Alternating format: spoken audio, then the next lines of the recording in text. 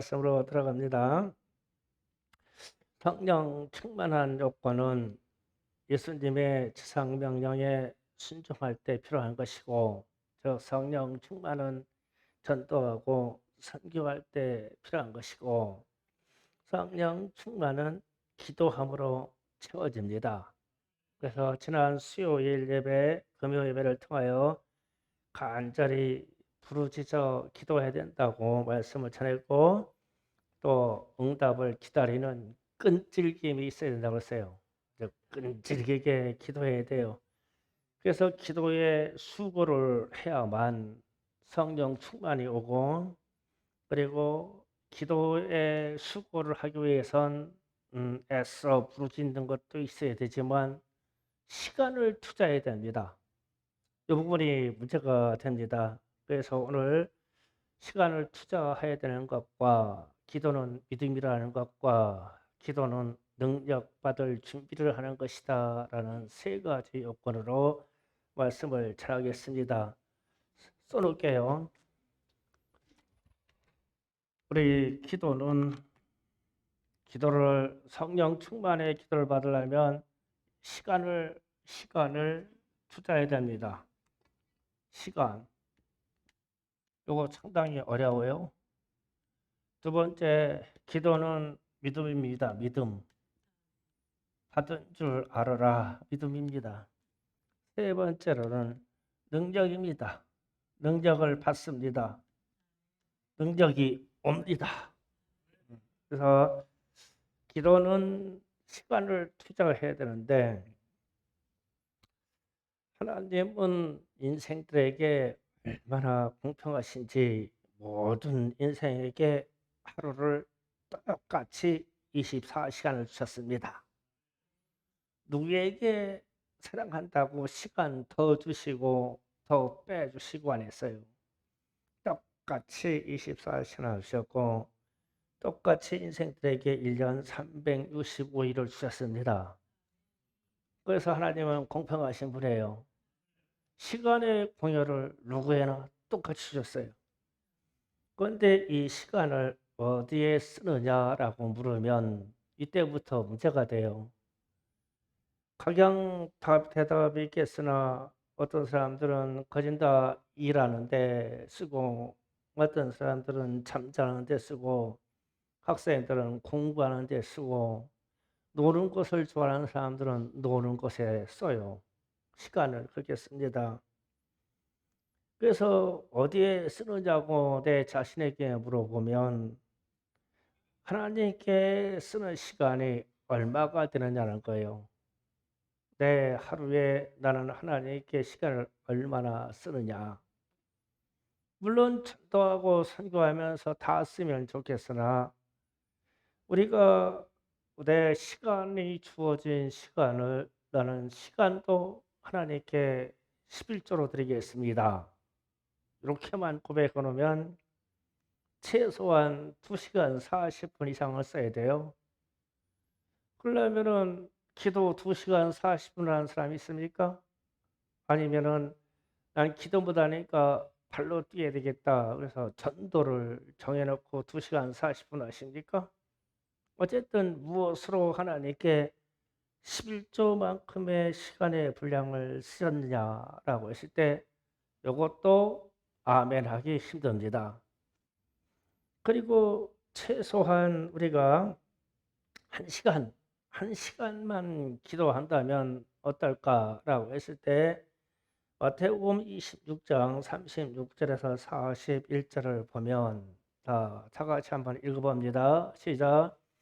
이에 예수께서 제자들과 함께 겟세마라는 곳에 이르러 제자들에게 이르되 내가 저희 가서 기도할 동안에 너희는 여기 앉아 있으라 하시고 베드로와 세베데의 두 아들을 데리고 가시고 고민하며 슬퍼하사 이에 말씀하시되 내 마음이 매우 고민하여 죽게 되었으니 너희는 여기 머물러 나와 함께 깨어 있으라 하시고 조금 나아가 얼굴을 땅에 대시고 엎드려 기도하여 이르되 내 아버지여 만일 할 만한 것이든 이 잔을 내게서 지나가게 하옵소서. 그러나 나의 원대로 마시고 아버지의 원대로 없어서 하시고 그들에게 오사 그 자는 것을 보고 베드로에게 말씀하시되 너희가 나와 함께 한 시간도 그렇게 깨어 있을 수 없었느냐. 시험이 들지 않게 깨어 기도하라. 마음이 원이로되 육신이 약하더라 하시고. 아멘. 이 부분 말씀이 예수님이 십자가를 지시려고 겟세마네 동산에서 마지막 기도를 하실 장면이에요. 그 기도 장면에 뭐 땀방울이 핏방울이 되었다 혹은 간절히 기도하였다라고 표현을 합니다.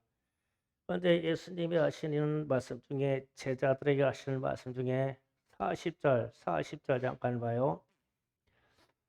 제자들의 요사 그 자는 것을 보시고 베드로에게 말씀하시되 너희가 나와 함께 한 시간도 이렇게 깨어 있을 수 없더냐. 그러니까 예수님은 밤새 기도하셨을 것인데 제자들에게 단 한 시간이라도 나와 함께 기도할 수 없냐 이렇게 말씀하시고 41절에 시험이 들지 않게 깨어 기도하라 이랬어요. 그러면은 말은 바꿔서 얘기할 수도 있죠.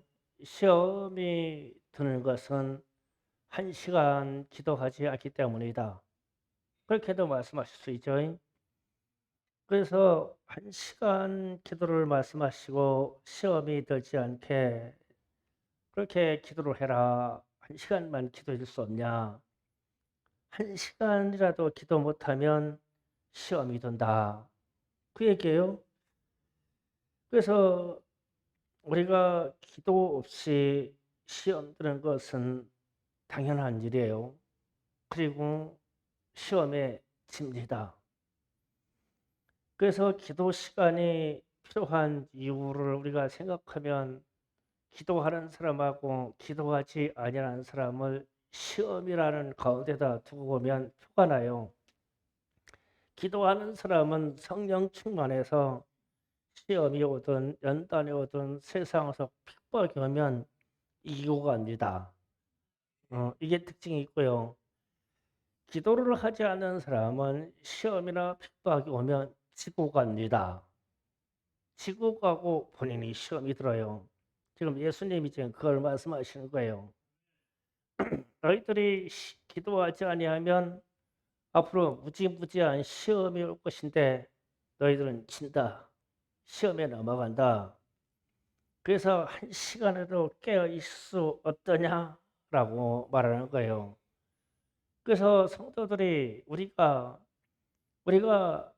시간을 어떻게 투자하느냐라고 할 때 하나님께 기도로 한 시간 이상을 쓰시느냐 안 쓰느냐에 따라서 나는 시험이 드는 요소가 오도방정으로 막 뒤집었다 엎어졌다 막 냄비짝 뜨거웠다 식어졌다 이게 마구요동이에요.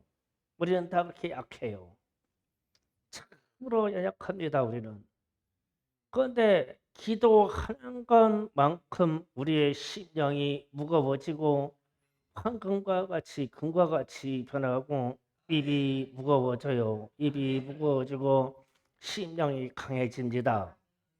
한 시간 이상 기도할 수 있도록 해야 됩니다. 그리고 시험적인 요소에 대해서 참 말이 지혜로워야 돼요. 그런데 이게 이 말의 지혜로움은 기도에서 와요. 웬만한 상품 가지고 안 돼요. 오늘 아침에 저하고 사모님이 실수를 했어요. 사랑이 때문에 실수했어요. 사랑이는 저는 수험생이거든요. 피아노 연습 열심히 했냐? 이러면 저는 이때부터 시험 들으려고 준비해요. 막 열받으려고요. 수험생들이 그래요. 그래서 이 고등학교 2학년, 3학년 수험생들에게는 말을 잘해야 돼요. 낙엽이 떨어진다 그러면 안 돼요. 낙엽이 땅에 붙는다 이래야 돼요. 잘 들으셔야 돼요. 떨어진다는 말에 그냥 노이로제에 걸려가지고 그냥 낙엽이 떨어진다 그러면 옆에 들을 수 있다가 시험에 떨어진다는 소리로 들려. 떨어진다는 말 때문에. 그래서 낙엽이 땅에 붙는다 이래야 돼. 순식간에 이래야 애들이 안 심어요. 이렇게 우리가 지혜로운 말을 써야 되는데 안 돼요. 안 돼. 그냥 눈만 열었다면 막 그냥 타소리 잡아 타소리 잡아. 너 뭐하냐고. 타소리 그렇지? 엄마가 기도 안 해서 그래요. 이 기도만 하면은 이런 지혜가 와. 아이를 살리고 함께 용기를 주고 할 수 있는 지혜가 와. 1시간 이상 기도해야 돼요. 그래야 우리의 연약한 것과 우리는 내 자신이 나를 잘 알아요. 내가 얼마나 약한지, 내가 성격이나 성질이 얼마나 고약한지, 세상 말로 말하면 얼마나 쏘가지가 나쁜지 내가 나를 알아요. 그것뿐만 아니에요. 쏘가지만 나쁜 게 아니라 참 별 추잡한 것 속에 다 가지고 있어요. 나는 나를 알아요. 그런데 이거를 정화시키는 방법은 기도 외에는 없어요. 기도에 그래서 세상 것도 얻으려고 하면 시간을 얼마나 많이 투자하는지 몰라요. 정치인들은 정치 때문에 아주 생명, 시간 다 바치죠. 24시간 다 걸어버립니다. 명예와 부를 찾는 사람들도 그래요. 명예를 찾는 사람들도 그냥 시간 무지하게 쓰죠. 지식을 쌓아가는 학자들 봐봐요. 막 2시간, 3시간 정도밖에 안 잡니다. 그러면서 막 공부에, 연구에 막 어마어마하게 투자합니다. 예술가들은 어때요? 예술가들. 그림을 그리거나 혹은 음악 하시는 분들 봐봐요. 그 연습 분량 보면요. 그냥 하루에 20시간이 다 넘어가요. 그래서 그 경지를 넘어가야만 세상이 인정해줘요. 그냥 시간 투자한 것이 누구나 다 그만하고 그만하면 그냥 그만한 사람이 돼버려요. 그런데 이 시간을 투자한 것만큼 내게 성과가 나타나요. 내 인생도 그래요. 그러면 우리가 하나님을 기쁘시게 하고 성령 충만을 받기 위하여 얼마나 하나님께 쌓아야 되느냐라고 생각할 때 인생에 얻어지는 모든 것 때문에 시간과 수고와 희생과 인내를 하는데 하나님이 주실 성령의 충만함을 얻으려고 할 경우에 우리는 1시간도 하나님께 쓸 수 없더냐 라고 물으면 성령 충만을 받을 자격이 우리에게 일단 없어요. 시간을 투자하지 않습니다. 우리 인생의 시간도 11조 분량만큼 드리겠습니다. 그러면 2시간 40분을 드려야 돼요. 그래서 기도를 전적으로 할 수 없다면 기도를 1시간 한다면 전도를 1시간 반을 하든지 이 하나님께 드리는 시간을 11조 분량만큼은 드려야 되죠. 그러나 주님이 하시는 말씀처럼 너희가 시험을 들지 않으려면 1시간은 기도해야 되지 않겠냐? 그래서 시험 드는 사람들 보면은 다 기도하지 않는 사람들이에요. 기도하는 사람들이 시험에 드는 바가 없어요. 기도하는 사람들은 하나님이 그 심령을 붙잡으시고 생각을 붙잡으시기에 시험 들 시간도 없거니와 시험 들 이유도 없어요. 기도하셔야 됩니다. 기도에 시간을 투자해야 됩니다.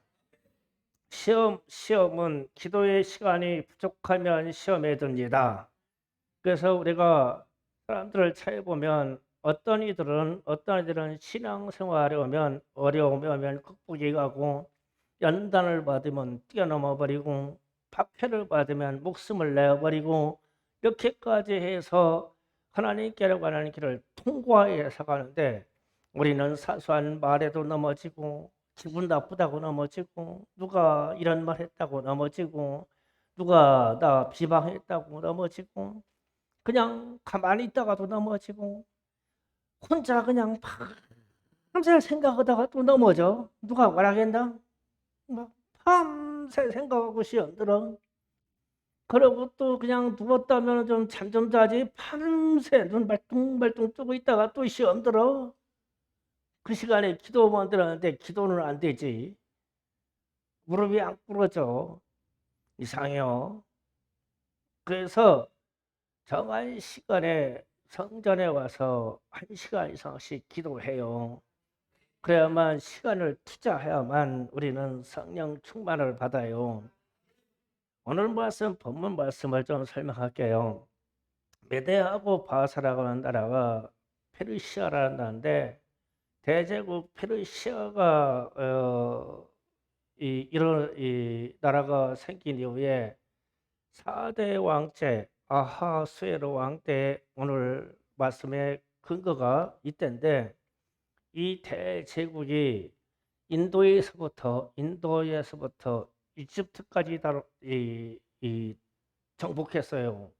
그래서 이 제국이 얼마나 크냐면 중국 경계선에 있는 인도부터 시작해가지고 중동 유럽을 다 이끌고 아프리카에 있는 이집트까지 다스린 나라예요. 그런데 이 엄청난 대제국의 총리가 하만이라는 사람이 나왔는데 이 하만이라는 사람이 유대인들을 그렇게 싫어했어요. 이스라엘 백성을 싫어했어요. 그래서 이 하만이 괴계를 만들어서 이스라엘 백성들을 멸절시키려고 그 꾀를 내서 하수에로 왕의 초서에 도장까지 받았어요. 그 도장까지 받아서 한 이야기가 3장 13절 14절 잠깐 볼게요. 13장 14절 띄워줍니까? 자, 5장 2절이 아니라 3장 13절 14절 잠깐 좀 이따 띄워줘요. 자, 에스더 3장 13절 14절에 이렇게 써있습니다. 이에 그 조서가 역졸에게 맡겨 왕의 각 지방에 보내니 12째 달 아달월 13일 하루 동안에 모든 유대인을 젊은이, 늙은이, 어린이, 여인들을 막론하고 죽이고 도륙하고 진멸하고 그 재산을 탈취하라 하였고 14절 이 명령을 각 지방에 전하기 위하여 조서, 초벌을 모든 민족에게 선포하여 그날을 위하여 준비하게 하라 하였더라. 아멘. 그러니까 아달월 하면 어떤 날 13일을 정해서 이날에 전 그 지역을 다스린 전 세계에 있는 인민들은 백성들은 유대인이라고 하는 사람은 아무나 다 죽여도 돼. 죽이고 그들이 가지고 있는 재산을 다 빼앗아 가져라. 이렇게 했는데 왕의 조서의 도중까지 받았고 이게 사실이라는 것을 표를 내기 위해서 초서를 다 복사를 해가지고 각 지방으로 다 보냈어요. 그래가지고 그 날을 기다리고 있는 거예요. 그랬을 때 오늘 말씀 4장 13절에 16절에 와서 에스더라는 왕비가 유대인이었었는데 이 말을 하는 거예요. 내가 3일 밤낮을 먹지도 말고 마시지도 않고 금식할 것인데 유대인들에게 다 소식을 전해서 나와 같이 금식하고 기도하게 하고 당신도 그렇게 기도하라.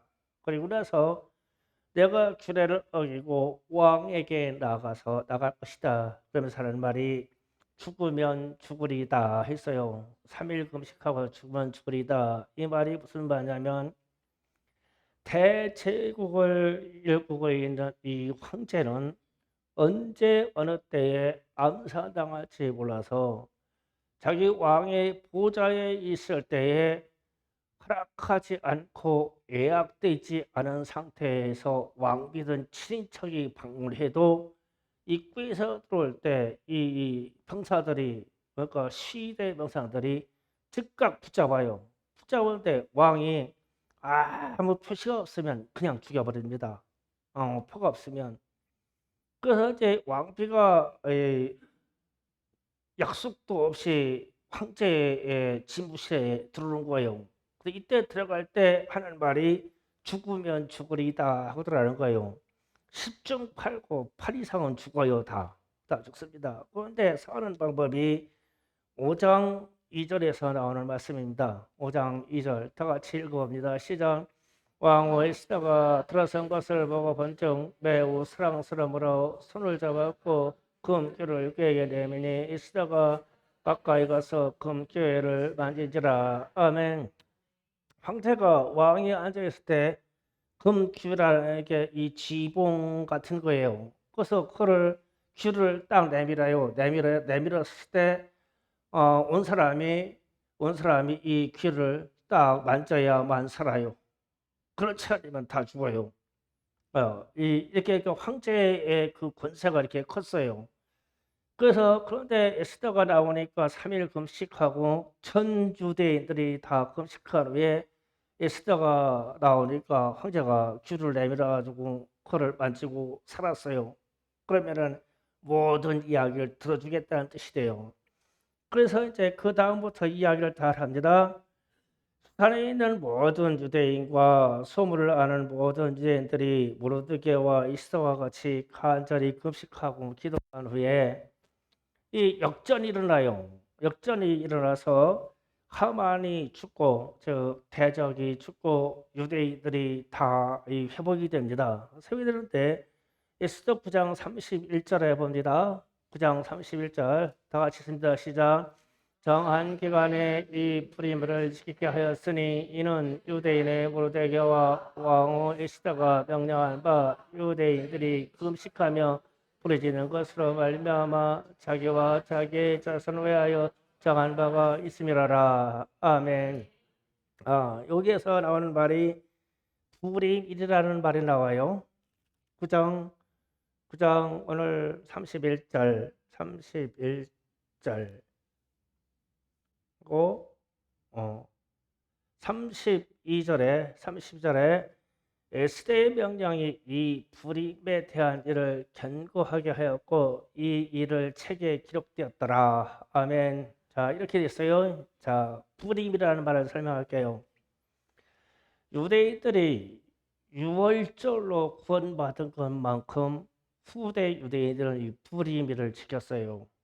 그러니까 이 하만이라는 사람이 괴계를 깨서 유대인들을 싹 다 없애려고 그 지역에 통치하는 전 지역 인도부터 이집트까지의 모든 백성에게 유대인들은 아이나부터 여인이나 늙은이나 모든 사람을 13일 날 정한 날에 다 죽여버리고 재산을 다 탈취해가라 그랬어요. 이렇게 하면 흩어져 있는 유대인들을 안 죽일 사람들이 없죠.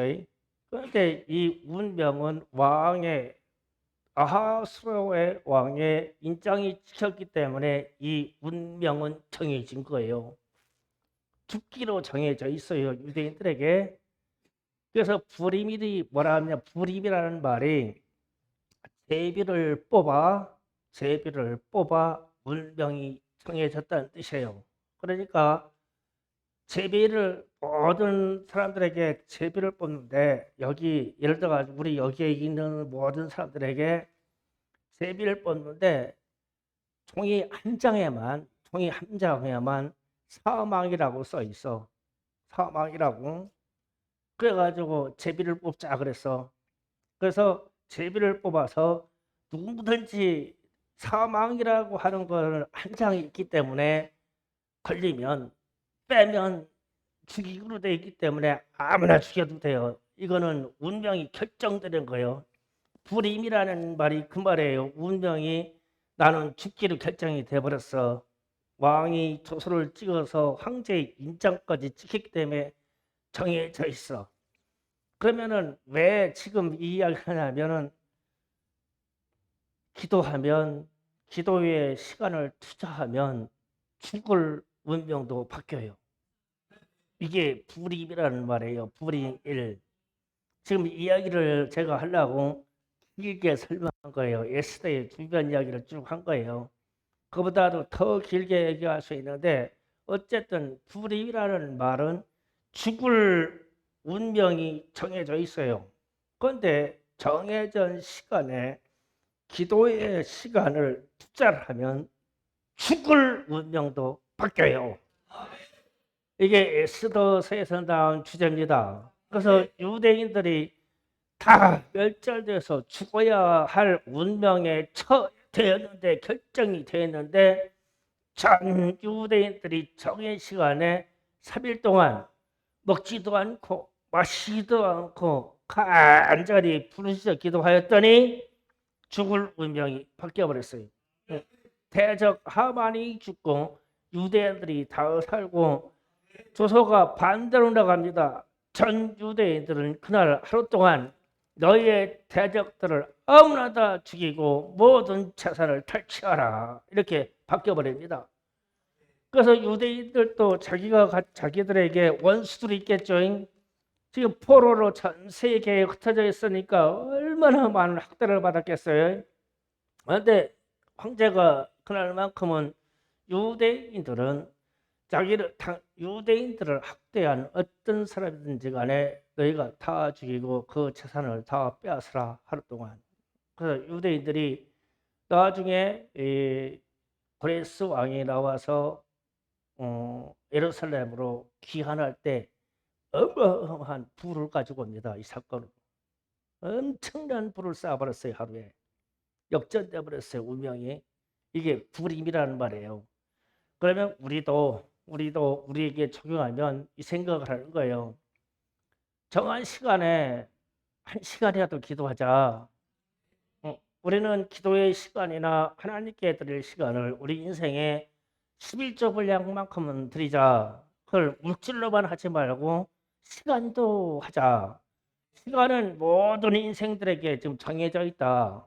딱 정해져 있는 것에 대해서 내가 10의 1을 하나님께 쓴다고 하면 하나님이 우리에게 있는 운명을, 우리에게 있는 저주를, 우리에게 있는 아픔을 어떻게 바꿔놓으실까? 불힘으로. 정해진 운명도 그냥 뒤집어 버리신 하나님이 우리가 기도에 투자한 이 시간만큼 우리의 운명을, 우리의 자손의 운명을 바꿔주지 않겠느냐? 바꿔주신다. 그래서 성령 충만을 우리가 짧은 시간에 성령 주세요, 성령 주세요, 이게 아니라 다 개개인의 믿음의 생활에 들어갈 때 정한 분량만큼 1시간 이상 기도하세요. 그래야만 우리는 우리의 운명이 개척이 돼요. 우리는 별반 없는 저주받은 운명이고 우리는 별반 없는 제1의 운명이란 말입니다. 그런데 어떤 이들은 기도의 능력으로 그들의 삶이 평강하고 그들의 삶이 부유하고 그들의 삶이 막 창대한데, 우리는 예수 믿노라고 해서 부가 온 것도 아니고 평강동도 아니라 맨날 시험에 들어가지고 엎었다 잡았다 이러고 있어.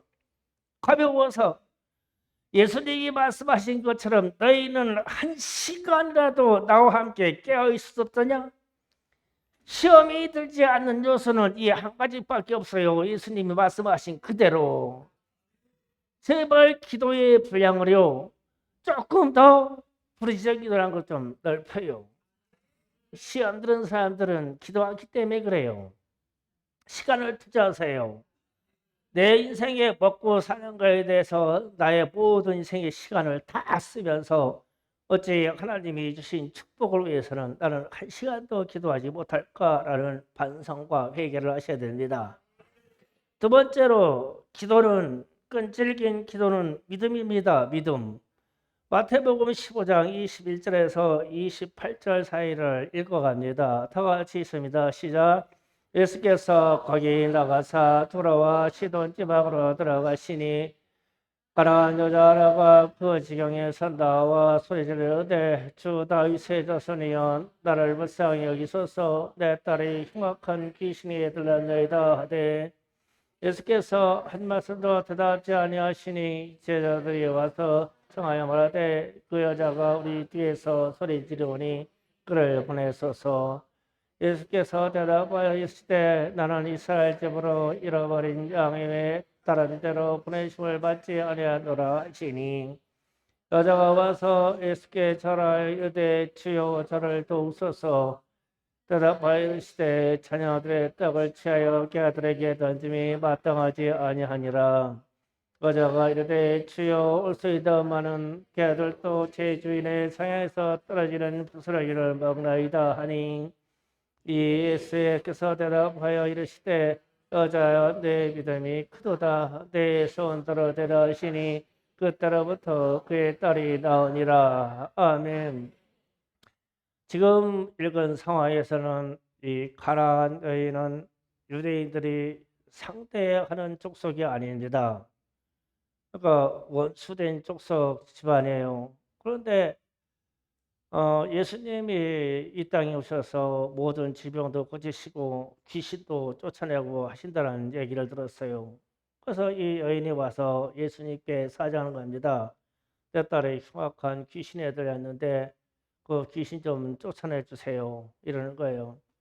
그런데 예수님이 대답도 아니하시고 또 하시는 말씀이, 이 자녀들에게 준 떡을 개들에게 줄 수 없다. 그러면서 그 여인에게 너는 개다 이랬어요. 그런데 여인이 하는 말이, 그래도 불구하고 자기 딸을 살리려고 하는 말이, 개들도 제 주일에서 떨어진 떡을 먹지 않습니까? 나를 구해주세요. 그랬어요. 그런데 예수님이 하시는 말씀이 의외의 말씀이에요. 내 믿음이 크도다. 믿음을 얘기했어요. 가나안 여인이 예수님께 청혼한 이야기, 대화 방식은 기도입니다. 그렇잖아요. 하나님, 주님 도와주세요라고 하는 말은 기도잖아요. 그런데 기도를 저렇게 포기하지 않고 믿음으로 끝까지 막 간절히 하는 거예요. 간절히. 그랬을 때 간절할 때 주님이 그 기도에 감동을 받으시고 내 믿음이 크도다 하면서 그 문제 상황이 풀렸어요. 그러니까 간절한 기도는 믿음이죠. 지금 상황이, 예수님은 믿음으로 결론을 내렸잖아요. 금요일 날 우리가 읽은 말씀 중에 누가복음 18장 1절에서 8절을 봅니다. 여기도 똑같은 상황입니다. 다 같이 읽습니다. 시작. 예수께서 그들에게 항상 기도하고 낙심하여 말할 것을 비유로 말씀하여, 그때 어떤 도시에 하나님을 두려워하지 않고 사람을 무시하는 한 제사장이 있는데, 그 도시에 한 과부가 있어 자주 그에게 가서 내 원수에 대한 나의 원한을 풀어주어서 하되, 그가 얼마 동안 듣지 아니하다가 후에 속으로 생각하되 내가 하나님을 두려워하지 않고 사람을 무시하나 이 과부가 나를 번거롭게 하니 내가 그 원한을 풀어주리라. 그렇자면 늘 와서 나를 괴롭게 하리라 하였느니라. 또 이르시되 불의한 재판장이 말한 것을 들으라. 하물며 하늘께서 그 밤낮 벌어지는 택하신 자의 원한을 풀어주지 않겠느냐? 그들은 오래 참으시겠느냐? 내가 너에게 이르노니 속히 그 원한을 풀어주리라. 그러나 인자가 올 때 세상에서 믿음을 보겠느냐 아시니라. 아멘. 여기에서도 등장하는 과부가 자기의 억울한 바를 풀어달라고 재판장에게 청구하여 이럴 때 안 들어주니까 들어줄 때까지 찾아가는 거예요. 나를 도와달라고. 그래서 이 재판장이 나중에 귀찮아서 하도 괴로워서 그걸 들어주었다. 그런데 이제 주님이 하시는 말씀이, 인자가 올 때 말세에 세상에서 믿음을 보겠느냐? 이 말은 이런 믿음이 있을까? 있겠느냐? 말세에 이르러 주님이 마라나타 아멘 주 예수여 오시옵소서 할 때 그런 믿음이 있겠느냐라고 물었어요. 그러니까 그렇게 끈질기게 하는 기도의 사람들이 희귀하다, 없다라는 뉘앙스를 풍기죠. 그러니까 마태복음 15장에서나 누가복음 15장에서 어떤 여인이 끈질기게 기도하되 응답될 때까지 막 끈질기게 기도를 하고 하는데, 주님은 믿음이라고, 믿음이로 내 믿음이 크도다. 말세에 이르러 이와 같이 간절하게 원한을 풀어주소서. 이 환난에서 이기게 하옵소서. 이 환난을 제거해 주세요. 우리가 괴롭습니다. 어렵습니다. 이 기도를 간절하게 하는 기도의 이 믿음을 볼 수 있을까? 이랬어. 그러면 말세에 이와 같이 간절하게 기도, 믿음의 기도가 있을까? 있어야 되겠죠. 그래서 평상시 1시간 이상씩 기도하면서 하나님께 나아가는 훈련이 돼 있어서 우리는 이 믿음의 기도가 우리에게 쌓여야 돼요. 반드시 응답된다는 것을 믿고 내게 있는 어떤 상황이든지 하나님께 구하여 기도해야 된다는 거예요. 그래서 여러분 방학에 우리 학생들이 청년 학생들이 특별한 기도에 들어갈 거예요. 특별한 기도 들어갑니다. 도전하게 될 거예요. 그런데 그렇게 부르짖는 기도 10일 이상 할 사람 손 들어. 그러니까 몇 명은 손 들고 나머지는 손을 안 들었어요. 그런데 나는 알아요. 왜 나머지 애들은 손을 안 들을까? 핸드폰 볼 수 있을까? 핸드폰 보라고 할까? 이것 때문에 손 안 들어. 나는 알아. 기도 10일 동안 기도 들어온 동안 핸드폰 완전 중지될 거예요. 이제 손 들은 사람도 포기하게 생겼네 이제. 믿음의 기도를 해야 되는데 언제 핸드폰 볼 수가 있냐고. 이 성경 보고 기도하고 묵상하고 찬송하고 기도하고 이래야 되는데 그 훈련해야 되는데 핸드폰 봤다 하면 꽝이야 꽝. 다솔아 그래도 나올 거지. 핸드폰 꺼야지. 성민이 마음 바뀌었어? 아니야 안 바뀌었어. 애들한테 다 저기 핸드폰 반납하고 우리 10일 동안 기도하자. 예. 그렇게 해야죠. 믿음의 기도니까. 그러니까 시간을 전적으로 하나님이 진짜 성령 주시지 않냐? 줄까 안 줄까? 한번 하나님을 괴롭게 해보자. 이 애들이 나를 괴롭게 하네. 하나님이 이렇게 충성교회 학생들이 기도한 거 보니까 야 나를 괴롭게 하네. 가만히 들어보니까 뭐 애들이 성령 부어달라고 그래. 성령 부어달라고 그래. 야 괴롭다. 그냥 성령 부어주자. 그렇게 성령 주신대. 그렇게 기도할 필요가 있다. 예. 뭐 권사님들은 기도하기 싫으니까 관둬도 괜찮고 하셔도 괜찮아요. 연세 드셨는데 어떻게 강요할 수 있겠습니까? 예. 연세 드신 대로 하세요. 예. 장로님들도 마찬가지예요. 장로들이 무슨 말 듣겠어요. 그냥 마음대로 하세요. 마음대로. 걸참들은 그냥 마음대로 하세요. 그냥 울참들은 강제라도 시켜야 되겠어요. 새겨 드시면 돼요. 또 사실대로 들으지 마시고. 그래서 끈질긴 기도는 믿음입니다. 믿음. 그래서 시간을 투자하고 믿음으로 이끌어 나가야 돼요. 그 다음에 세 번째는 끈질긴 기도는 능력입니다. 기도는 능력입니다. 사도행전 1장 3절에서 5절을 읽고 강의합니다. 다 같이 있습니다. 그가 고난을 받으신 후에 또한 그들에게 확실한 많은 증거로 친히 살아계심을 나타내사 40일 동안 그들에게 보이시며 하나님의 나라 일을 말씀하시니라. 사도와 함께 모이사 그들에게 부은 바 이르되 예루살렘을 떠나지 말고 내게서 들은 바 아버지께서 약속하신 것을 기다리라. 요한이 물로 세례를 베풀었으니 너희는 몇 날이 못되어 성령으로 세례를 받으리라 하셨느니라. 아멘. 예수님이 부활하신 후에 40일 동안 제자들과 함께 있으면서 많은 하나님의 나라에 말씀하시고 내가 아버지께서 올 성령 이것을 너에게 얘기를 하지 않았냐. 이 성령이 오신다. 몇 날이 못돼서 올 거야. 그런데 이 몇 날이 열흘입니다. 몇 날이 못해서 성령이 오실 것인데 너희는 예루살렘을 떠나지 말고 교회를 떠나지 말고 함께 기도하고 있어라. 그러면 몇 날이 못되어 성령으로 세례를 베풀 것이다. 그랬어요. 이번 우리 방학 때 우리 학생들이 도전하는 부분이 이 부분입니다. 맨날 못돼요. 성령으로 부어주실 것이다 이랬어요. 그런데 이제 제가 이런 생각을 해봤어요.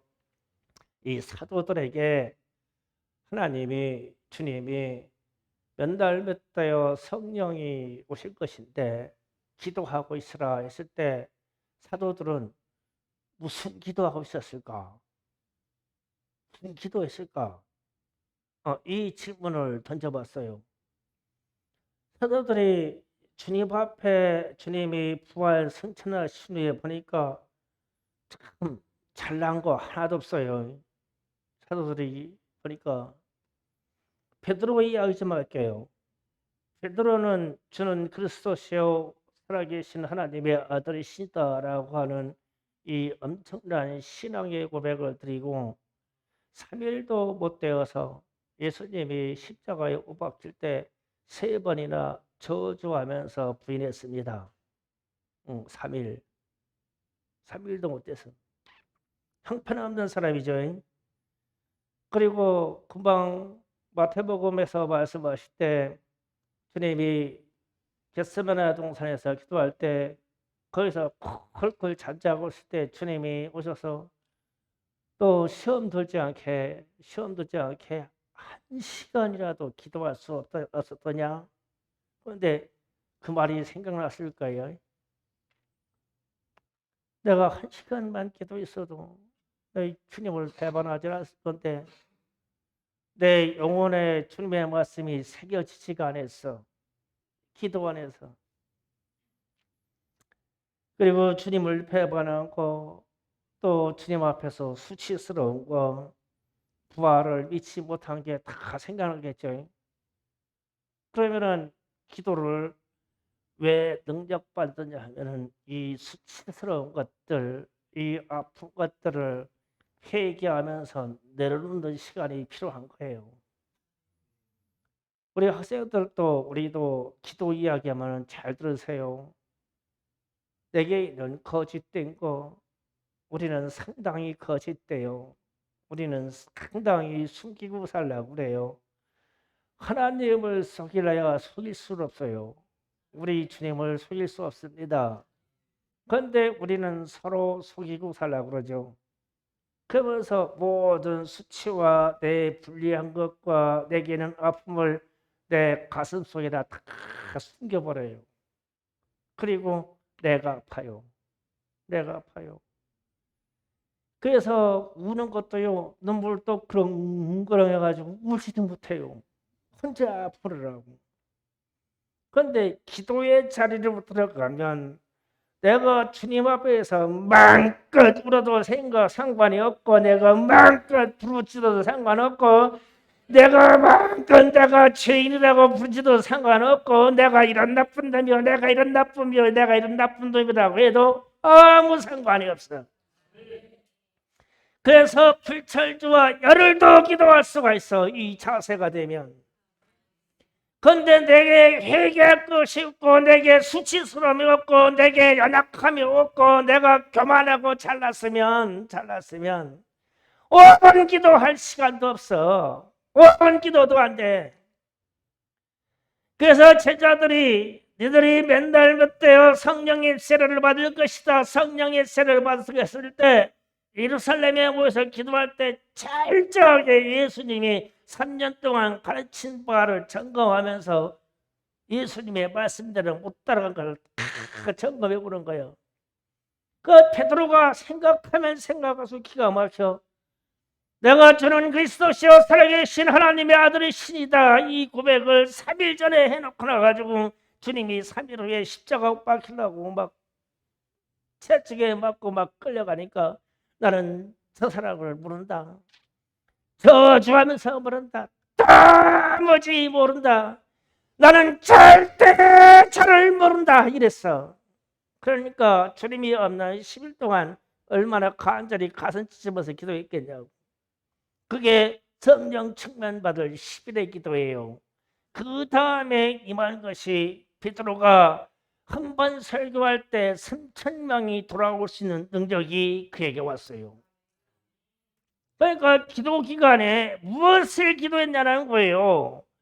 야고보가 요한 얘기 좀 해볼까요? 야고보가 요한이 주님이 자꾸 나는 얼마 있다가 십자가에 못 박아 죽을 것이고 나는 부활을 시킬 것이고 나는 하나님께로 갈 것이다. 그 이후에 하나님의 나라가 이루어질 거야. 그러니까 요한하고 야고보가 형제인데 주님께 아파가지고 엄마하고 같이 와가지고 하는 말이 주님의 나라에 임할 때 좌우에 있는 권세를 내게 주소서 이랬어. 조선시대로 말하면 위정과 좌의정 자리를 나한테 주세요 이런 거요. 그러니까 예수님이 기가 막혀서 터무지 너희는 그의 나라를 알지 못하는데 좌우에 있는 권세는 아버지께서 아시고 아버지가 출자하게 줄 것이다. 이렇게 위에서 말하고 상처받을까 봐 위에서 말하고는 입을 다무셨어. 그런데 주님이 승천하면서 하신 말씀이 나는 아버지께로 간다. 그리고 하나님의 나라에 대해서는 우리에게 맡긴다고 말씀하셨는데 도무지 아끼려서 내가 주님의 옆에 앉기는 설령 지금 완전히 시험 들어서 연약한 존재예요. 그러니까 이들은 무슨 기도했을까? 똑같아. 주님, 감히 제가 어찌 주님의 우편에 앉겠습니까? 되도 않는 말입니다. 잘못했습니다. 주님, 나를 주님의 제자로 주님의 뜻대로 하나님의 나라에서 써주시기만 되면 감사하겠습니다. 그냥 구구절절히 막 회개하면서 기도하겠어요? 그 시간이 10일이요. 10일의 기도나 그 이상의 기도는 이런 마음의 자세에 애통하는 마음의 자세가 되어야 기도가 되는 거예요. 교만하면 안 돼요. 도마는 어떻게 했어요? 도마는 사람들이 제자들이 주님이 부활하셨다. 우리한테 왔다 갔어. 그러니까 도마가 하는 말이 야, 이 사람들은 말도 안 되는 소리 하지 말아라. 내가 주님의 십자가에다 내가 손가락을 껴보고 주님의 옆구리 창자에 내가 손을 넣어본 후에 안 믿는다. 그런 부활이 어딨냐고. 그런데 그 순간에 주님이 막 부활로 쫙 오셔가지고 도마야 내 손을 만져봐라. 내 옆구리에 손을 집어넣어봐라.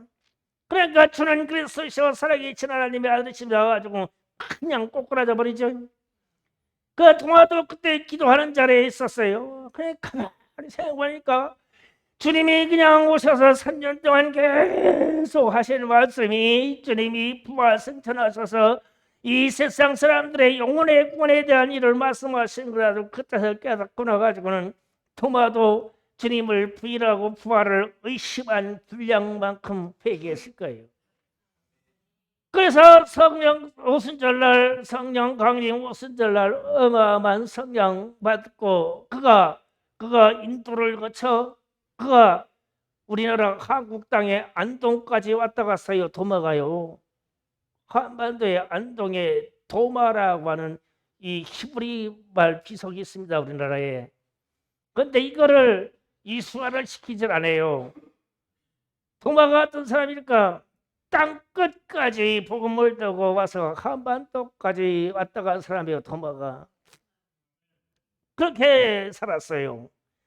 그래서 우리가 이런 이야기, 그러면 제자들 이야기 또 한번 해볼까요? 엠마오로 가는 제자들이 주님이 십자가에서 죽으시고 그게 창사되었다. 그런데 야, 우리가 3년 동안 주님을 따라다녔는데 결국은 그도 죽고 말았어. 그래가지고 고향으로 돌아가는 길인데 부활하신 주님이 뒤따라오셨어요. 오셔가지고 가면서 너희들이 무슨 고민을 하냐? 그러니까 소문대 물으냐고. 예수라고 하는 선지자가 나왔는데 그가 죽었는데 누구는 부활했다고 누구는 봤다고 들어가는데 우리는 도무지 믿을 수가 없다. 그러면서 식사하는 자리까지 같이 가가지고 식사하면서 얼굴 너울을 딱 벗고가지고 식사를 하니까 주님이셔. 주님이시군요. 그러니까 주님이 확 사라지는 거예요. 그래서 하시는 말씀이 예루살렘으로 돌아가라. 예루살렘으로 달려왔잖아. 달려가지고 막 엠마오로 도망가던 제자들이 내가 주님을 봤습니다. 막 주님을 봤습니다. 우리하고 밥 먹다가 막 숟가락을 놓고 막 사라졌습니다. 막 별 얘기 다 했을 거 아니야. 그런데 이 제자들이 그 기도에 하는 그 순간에 같이 있었어. 그러면은 이 사람들은 또 무슨 기도를 했겠어? 엠마로 도망가던 이 제자들은 내가 주님을 부인하고 도망가던 사람입니다. 그러면은 우리 처지도 이 제자들하고 비슷하잖아요. 약하고 부인하고 부족하고 성격도 안 맞고 성격도 불같고 성격도 냄비 같고 우리는 안 그래요. 그러니까 어떻게 해야 되겠어요? 일주일 사고 2주일 살았던 삶을 가지고 이 성전에 와서 하나님 앞에 기도합시다. 그러면은 벌떡서 출발이 회개야. 회개로 들어가면 곧바로 능력, 그 다음에 능력이야. 이 세상을 점령하는 능력, 내 가정의 평강을 이끌고 오는 능력, 사단마귀 귀신의 역사를 제압하는 능력, 세상 물질을 다스리는 능력, 사람을 다스리는 능력. 이 능력은 기도로 말미암아서 오는 능력이에요. 이 기도가 능력 주세요 이게 아니라 바탕을 회개로 깔아놓아야 돼요. 그래야 능력이 들어옵니다. 이 라저장을 거쳐서 성령 충만의 능력을 받는 것이지 그냥 주님 성령 주세요 아주 5분 했는데 성령 쏟아 부었더라 이런 말은 없어요. 성경에 그런 말이 없어요. 엘리야를 봐도 엘리사를 봐도 다윗의 이야기를 봐도 다니엘의 이야기를 봐도 제자들의 성령 강림한 그런 기도의 이야기를 들어도 1시간짜리 주님이 말씀하시면 1시간짜리는 기본이고 그 이상의 시간과 투자를 믿음으로 드렸단 말이에요. 그런 다음에 능력을 받고 세상을 이겼지. 그래서 성령 충만하다고 말했지. 그 이하의 일이 아니란 말이에요. 그러니 여러분의 인생에 기도의 시간 좀 제발 좀 투자를 하세요.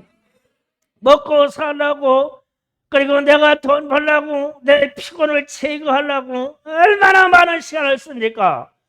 우리는 내 자신과 우리 가족과 우리 주변의 생활사회에서 20시간 이상을 쓰잖아요. 그런데 주님 앞에 1시간을 못 써요. 주님 앞에 내 인생의 11조를 댄다고요? 2시간 40분을 못 써요 우리는요. 그러니 우리에게 무슨 능력이 있겠어요? 우리가 무슨 세상을 이길 능력이 있겠습니까? 어떻게 우리가 이 세상을 이끌어갈 능력이 있겠어요? 이 교회에서 자라는 우리 청소년들이 이 세상을 이끌어가야 되고 대한민국을 이끌어가야 되고 전 세계를 이끌어가야 돼요. 그런데 이 이끌어갈 능력은 성령 충만밖에 없어요. 성령 충만. 성령이 주시는 지혜 외에는 능력이 없어요. 이 능력을 제발 시간을 투자해서 받으세요. 공짜는 없어요. 희생을 하고 술고를 하고 인내를 하고 시간을 투자를 하고 믿음을 투자를 해서 받아요. 이게 성령 충만의 능력입니다. 이 능력이 저와 여러분에게 넘치기를 예수 이름으로 축원합니다.